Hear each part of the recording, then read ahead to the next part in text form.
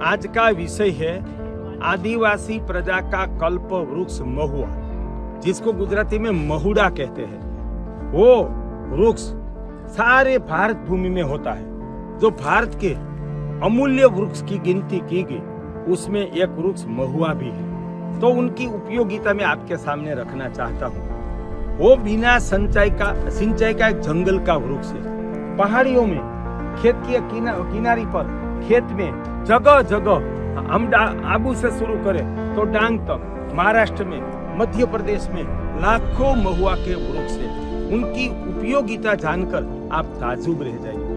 अब वसंत ऋतु आएगी तो उसमें नई पत्ती लगेगी, तो उनके जो कूणे पत्ते होते हैं, कच्चे पत्ते, वो गाय के लिए और बकरी के लिए अति पोषक चारा है। जब गर्मी की मौसम में दूसरा घास नहीं मिलता है तो उनके ऊपर गाय, बैल, बकरी का जीवन चलता है, और वो बकरी से, गाय से आदिवासी का गुजारा होता है। इसके बाद उसमें फूल लगते हैं पहले, वो जिसको महुड़ा कहते हैं, वो महुआ कहते हैं, गुजराती में महुड़ा कहते हैं। उनके गुलाबी रंग के फूल होते हैं। तो वो फूल परम स्वादिष्ट, स्वाद से मीठा, सुगंधी और मध, शहद जैसा उसमें रस रहता है। रस रहता है तो मधुमक्खी के लिए एक अमृत है।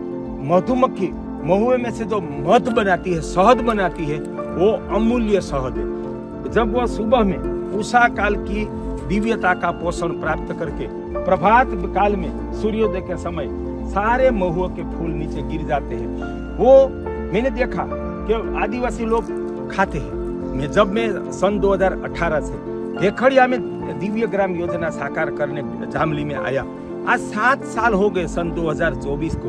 तब तक जब भी वसंत ऋतु में मैं भेखड़िया जामली रहता हूँ तो मैं भी 20-25 फूल का सेवन करता हूँ। उनका सेवन करने से मुझे एहसास हुआ ये अति पोषक फल है, फूल है।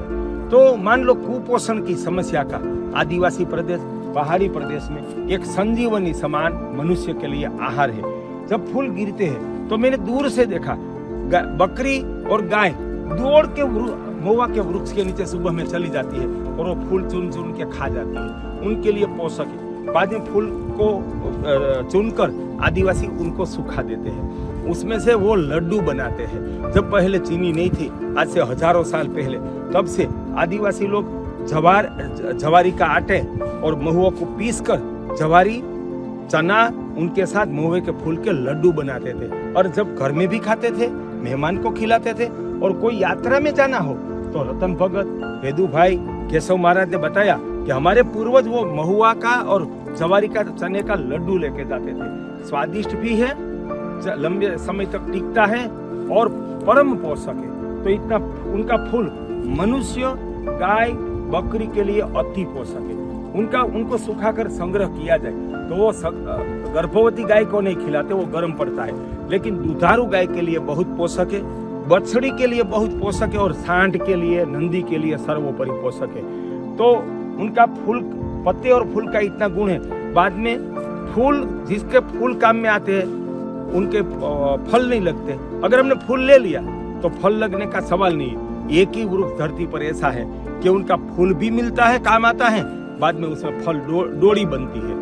तो आदिवासी लोग उनको डोरी कहते हैं। उनके ऊपर कच्चे आम की तरह उसका हरा कवच रहता है। वो कवच जब कुछ खाने को न मिले तो आदिवासी लोग वो कवच खा के जीवन गुजारा करते थे। वो भी स्वादिष्ट और बहुत पोषक है। हरी वनस्पति है, जंगल की वनस्पति है। थोड़ी मात्रा में खाई तो भी पेट भर जाएगा और परम बल की प्राप्ति करवाता है। मैंने देखा जिसको तोता, पोपट कहते हैं, वो तो उनके पीछे पागल हो जाते हैं।